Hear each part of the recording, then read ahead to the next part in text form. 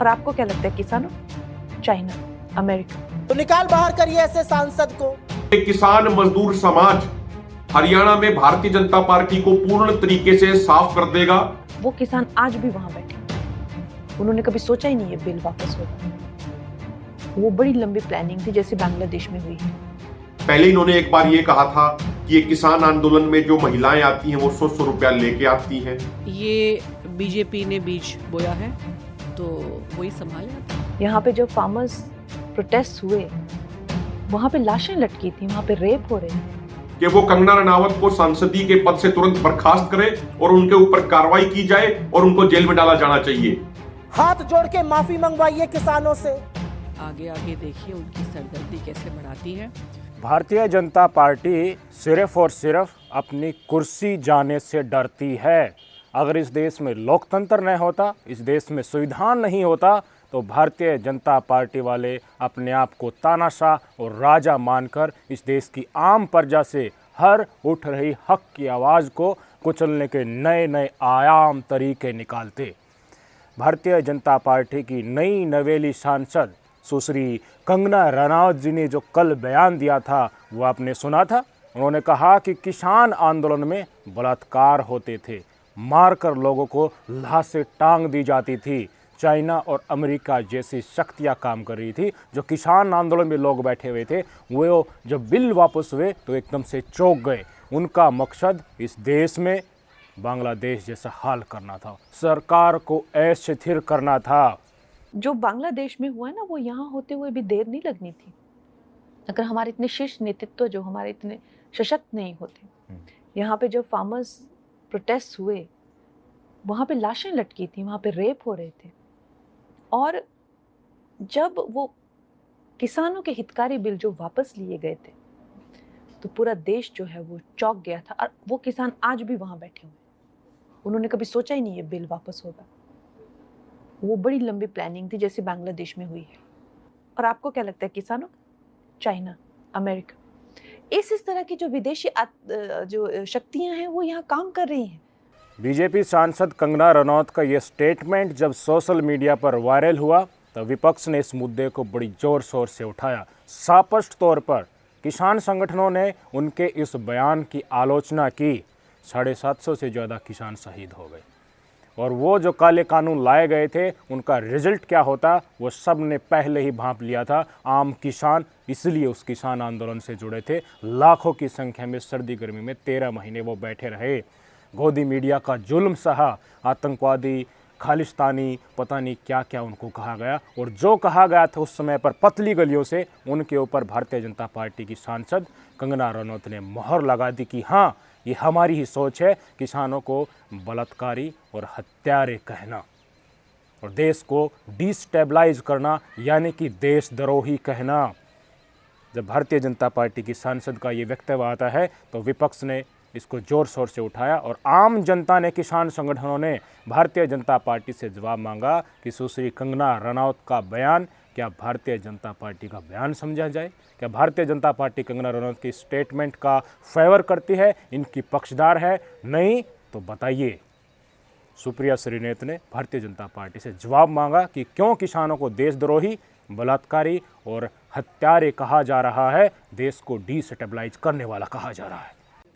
BJP की सांसद कंगना रनावत का कहना है कि इस देश के किसान जो अपने हक के लिए, अपने अधिकारों के लिए लड़ रहे थे, प्रदर्शन कर रहे थे, वो असल में बलात्कारी और हत्यारे हैं। इस बात को कहने के बाद बीजेपी बिल्कुल चुप है, सरकार कन्नी काटने की कोशिश कर रही है। लेकिन आज बीजेपी को और सरकार को यह साफ करना पड़ेगा कि क्या ये कंगना रनावत की राय है या यही सरकार का मत भी है। सरकार बच के निकल नहीं सकती है, नरेंद्र मोदी चुप नहीं रह सकते हैं। क्या आपको भी लगता है कि इस देश के अन्नदाता, इस देश के किसान हत्यारे और बलात्कारी हैं?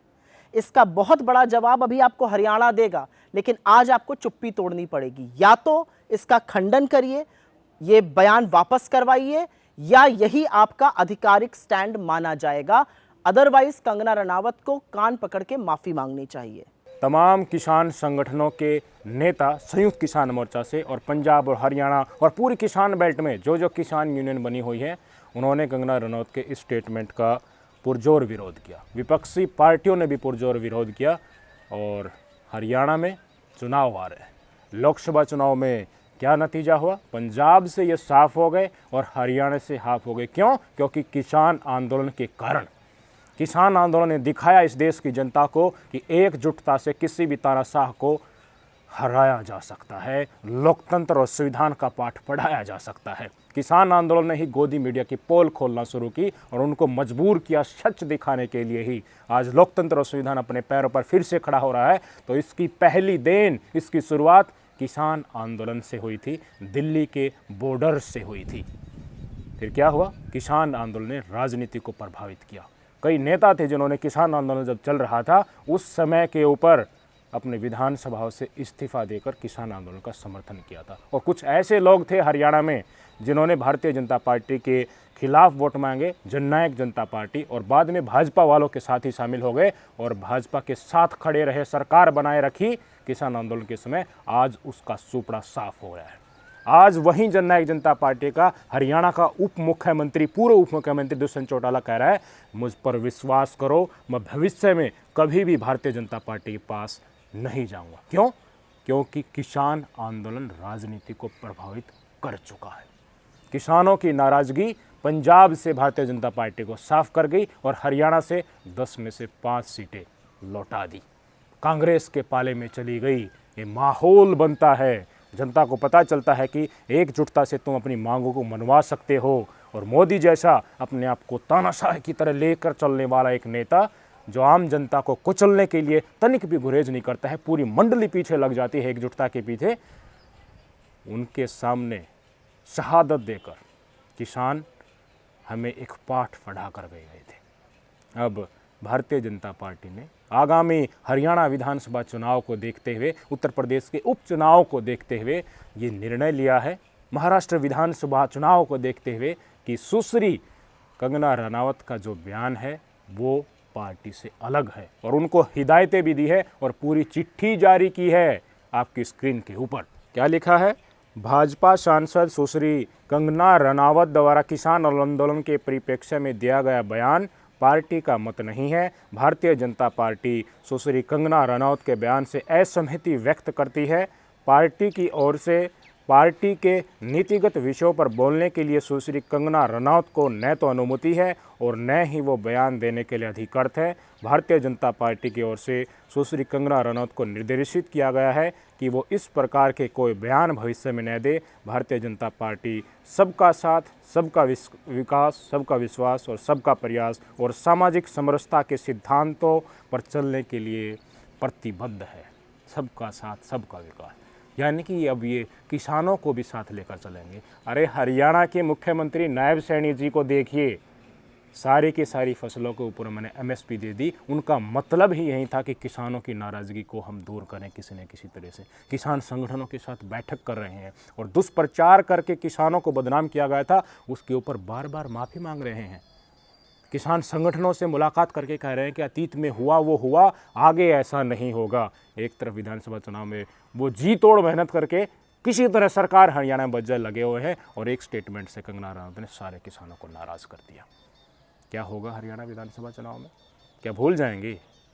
भाई ये वही कंगना रनावत है ना जिनको एक थप्पड़ लगने की घटना सामने कथित तौर पर आई थी और उसके बाद इनको पंजाब में आतंकवाद और अलगाववाद नजर आ गया था। ये वही कंगना रनावत है ना जिनको 2014 के बाद ही मिली आज़ादी नजर आती है।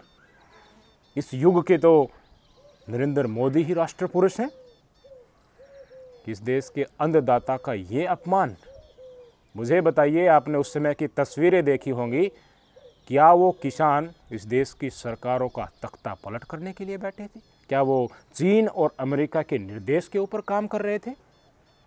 आज उस किसान आंदोलन की बदौलत हमारे बहुत सारे संगठन अपनी हकों के लिए आवाज़ उठाकर सामने आ रहे हैं। लोकतंत्र और संविधान को जीवंत किया। जो लड़खड़ा रहा था, जो इस देश का लोकतंत्र, उसको खड़ा करने में किसान आंदोलन की भूमिका हमेशा से रही है। और ये ऐसी बातें करती हैं, क्या जानिए राजनीति के बारे में, क्या जानिए एकता, अंधता और संघर्ष के बारे में। आपके ही पार्टी के, भारतीय जनता पार्टी के सांसद जो आज लोकसभा और राज्यसभाओं में बैठे हुए ना, उनसे पूछ लो अतीत के किसान आंदोलन की क्या भूमिका रही थी। ज़्यादातर उन्हीं में से निकले हुए मिल जाएंगे।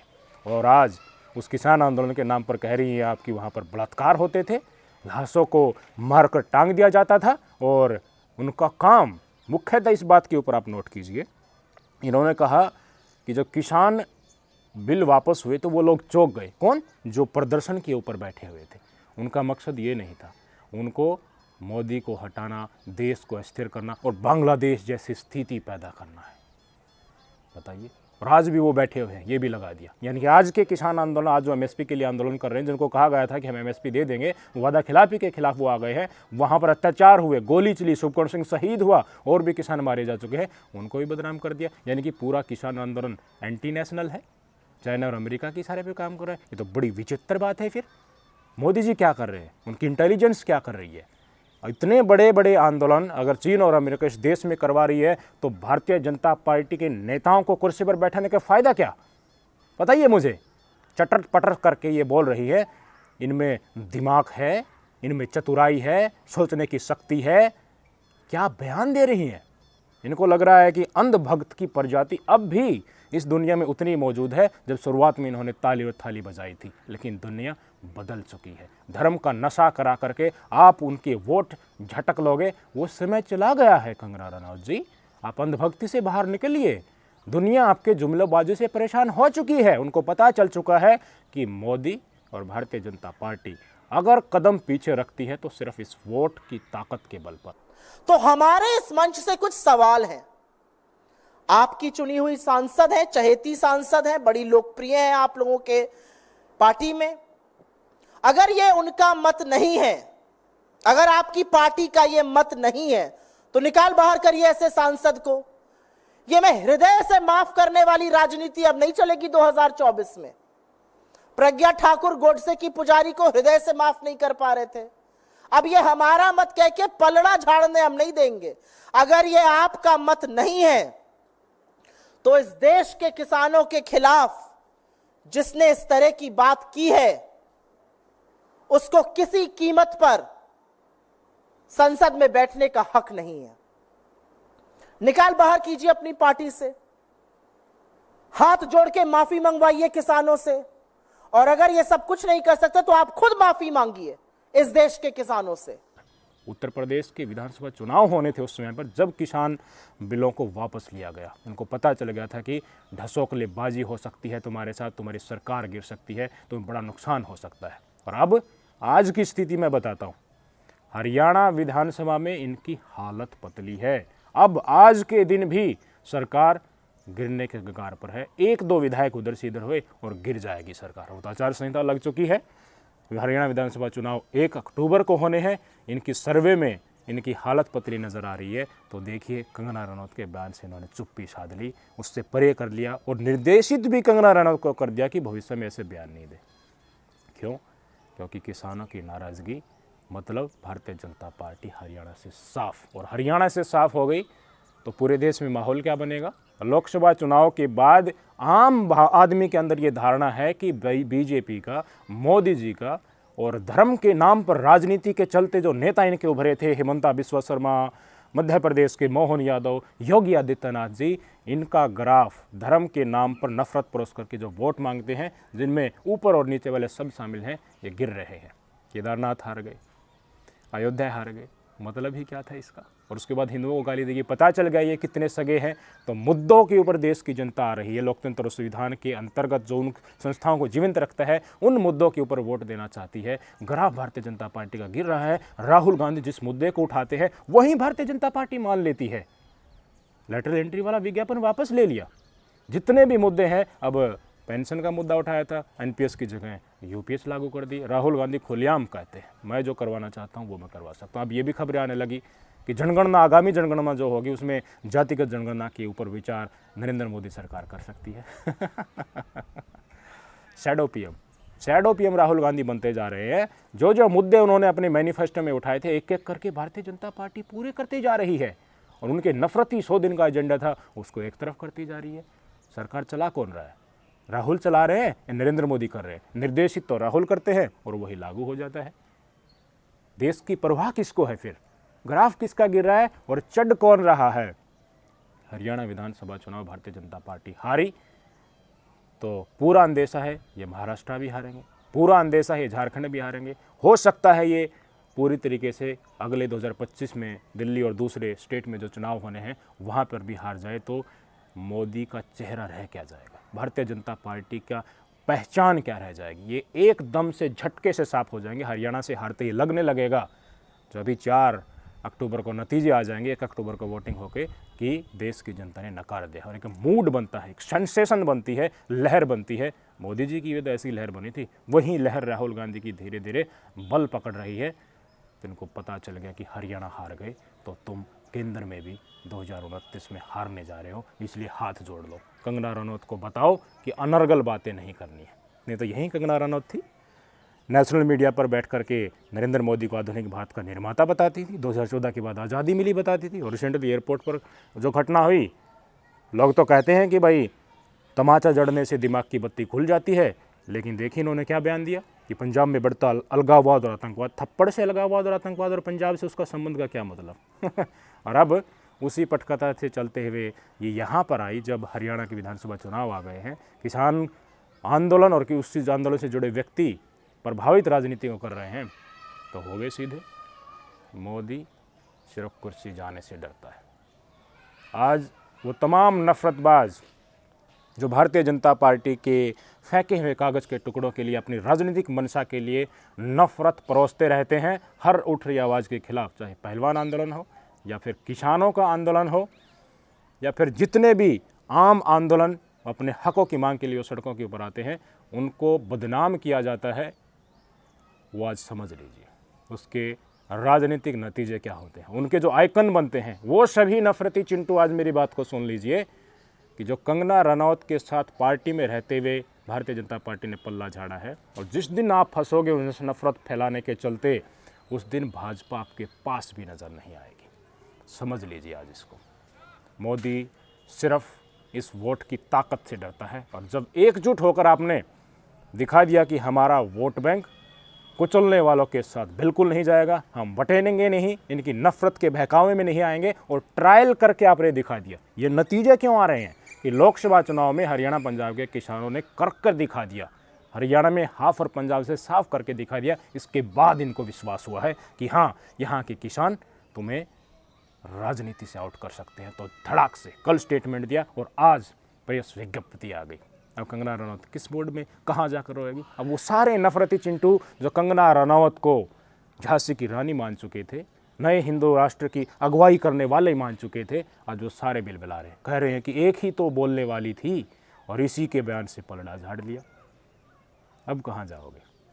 अपने शब्द खुद ही खाने को आपको मजबूर कुर्सी के लिए जब सत्ताधारी पार्टी करेगी, तो आप अपने ज़मीन पर भी नहीं रह पाएंगे। अपना स्टैंड क्या है और तुम्हारे दिए हुए बयान और फैलाई नफरत की औकात क्या है, समझ लीजिए। देश बदल चुका है। नमस्कार।